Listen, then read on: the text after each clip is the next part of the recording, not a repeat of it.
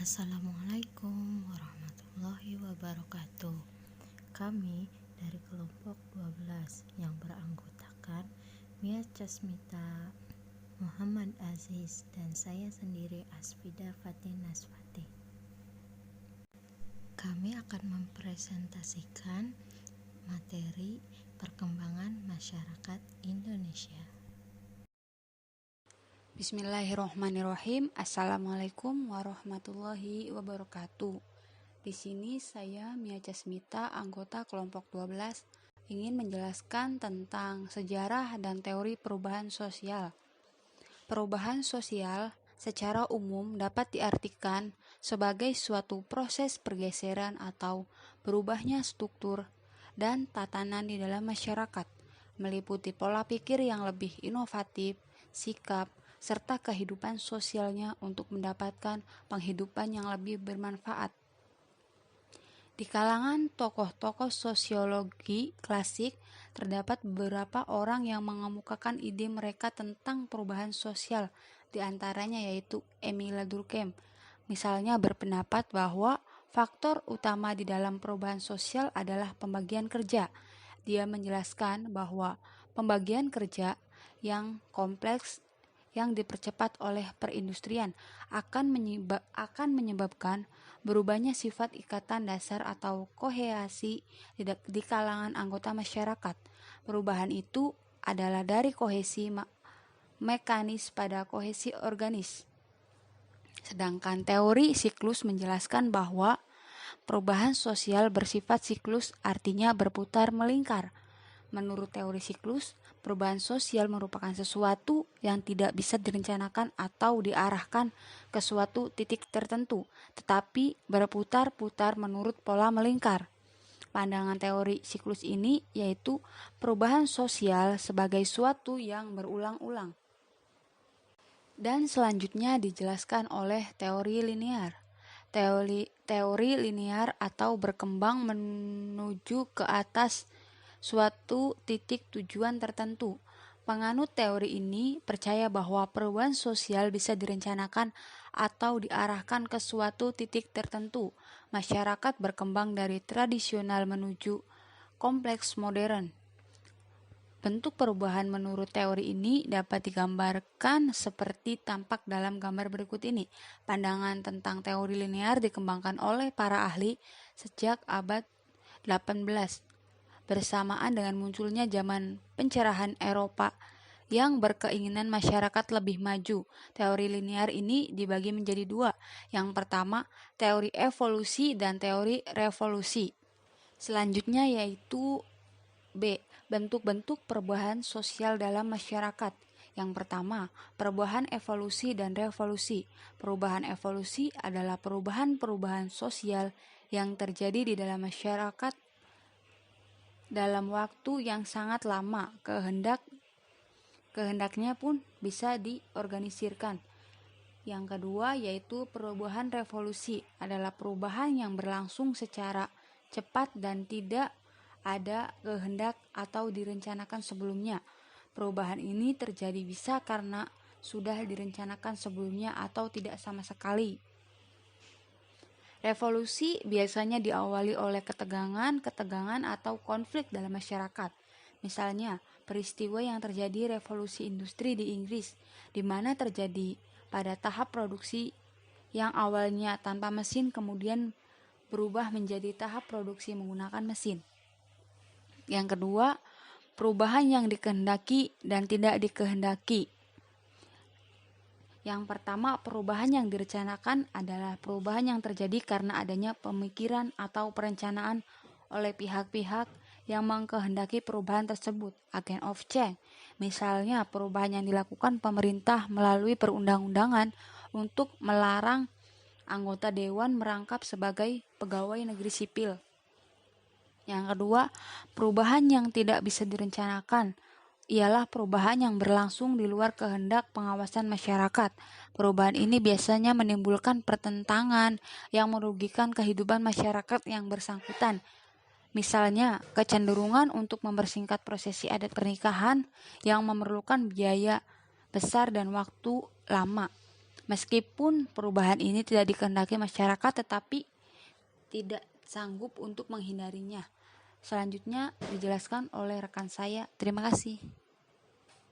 Selanjutnya, saya Muhammad Aziz akan menjelaskan tentang perilaku kritis adanya pengaruh perubahan sosial budaya.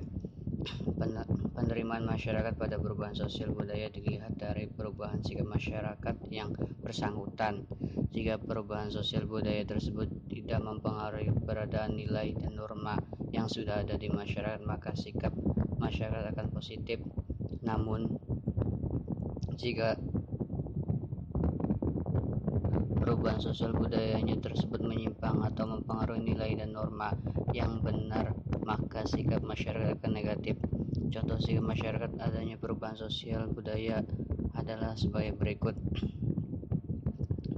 Yang pertama, aksi protes atau pergolakan massa yang bersifat umum sebagai perwujudan rasa tidak puas terhadap keputusan-keputusan dan kejadian di masyarakat.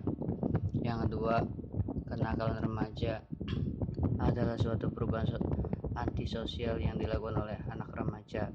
Yang ketiga, kriminalitas adalah pelanggaran norma hukum yang dilakukan seseorang dan dapat diancam sanksi pidana kriminalitas. Kriminalitas adalah disebabkan oleh pertentangan kebudayaan.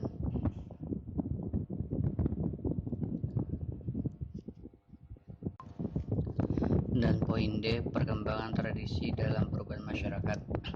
Berdasarkan atas perbedaan tersebut dan sebagiannya menunjukkan pada akulturasi, maka dengan jelas dapat dilihat dengan jelas bahwa dalam berbagai hal telah terjadi perubahan dan modifikasi simbol yang dilakukan oleh masyarakat Jawa, sebagaimana juga pada masyarakat Madura dalam mempertahankan atau melaksanakan mitos. Sebagian diantaranya telah meninggalkan mitos sama sekali.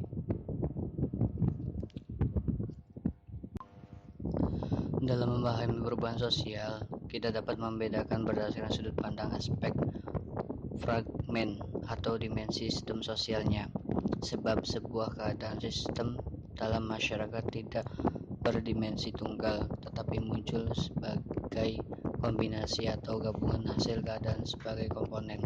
Beberapa komponen yang mungkin saling berpengaruh satu dengan lainnya ialah: yang pertama, unsur-unsur pokok, misalnya jumlah dan jenis individu serta tindakan mereka. Yang kedua, hubungan antar unsur, misalnya ikatan sosial, loyalitas, ketergantungan hubungan antar individu, integrasi. Selanjutnya akan diterangkan oleh saudari Aswida. Oke, selanjutnya perubahan sosial yang terjadi di Indonesia. Dampak langsung dari globalisasi dan modernisasi di Indonesia adalah perubahan sosial budaya di dalam kehidupan masyarakat. Perubahan ini tidak selalu baik, ada juga yang tidak baik dan tidak sesuai dengan kepribadian bangsa Indonesia. Perubahan ini bisa dilakukan siapa saja, baik secara individu, kelompok, maupun mayoritas masyarakat.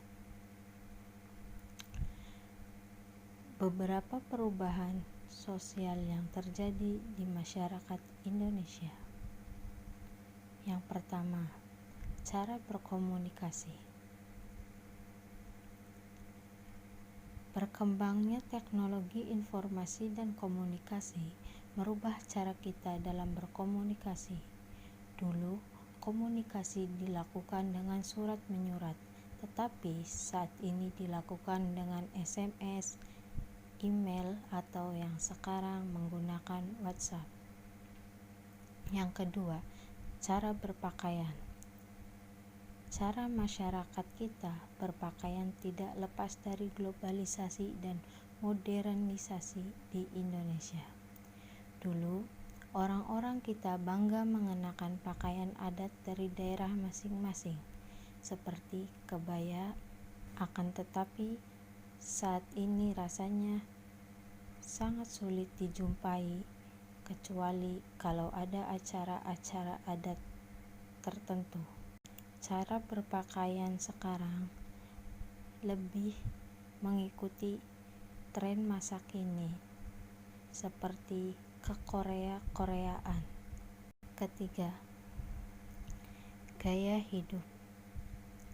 Salah satu perubahan sosial yang terjadi di dalam masyarakat Indonesia adalah gaya hidup atau lifestyle.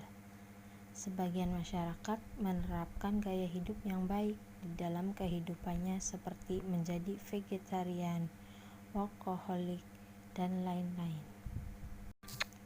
Keempat, kebarat-baratan. Tidak sedikit budaya barat yang masuk ke Indonesia. Contohnya adalah perayaan Hari Valentine pada saat Hari Valentine dan perayaan Halloween pada saat Hari Halloween. Dan juga yang sekarang yaitu tren mengikuti idol K-pop atau pemain aktor drama Korea. Meskipun budaya tersebut bukan asli Indonesia, akan tetapi tidak sedikit masyarakat Indonesia yang melestarikan budaya tersebut. Banyak masyarakat Indonesia yang menyatakan bahwa budaya asing jauh lebih menarik ketimbang budaya kita sendiri. Hal ini yang menyebabkan interest kepada budaya lokal semakin menurun. Yang kelima, emansipasi wanita. Salah satu perubahan sosial budaya yang terjadi di masyarakat Indonesia adalah emansipasi wanita. Artinya, wanita memiliki derajat yang sama dengan pria. Dulu kita sekarang melihat wanita yang menjadi pimpinan. Bahkan kalimat orang tua yang menyatakan bahwa kehidupan wanita adalah sekitar dapur, sumur, dan kasur. Saat ini tentu berbeda. Banyak wanita yang menjabat peran penting di negeri ini seperti anggota parlemen, pimpinan perusahaan, dan masih banyak lainnya. Yang terakhir yaitu masyarakat semakin kritis. Perkembangan informasi dan komunikasi membuat akses terhadap informasi semakin mudah. Informasi tersebut bisa didapatkan dari berbagai media komunikasi seperti koran, televisi, internet, dan lain-lain. Hal tersebut membuat masyarakat kita semakin cerdas dan kritis.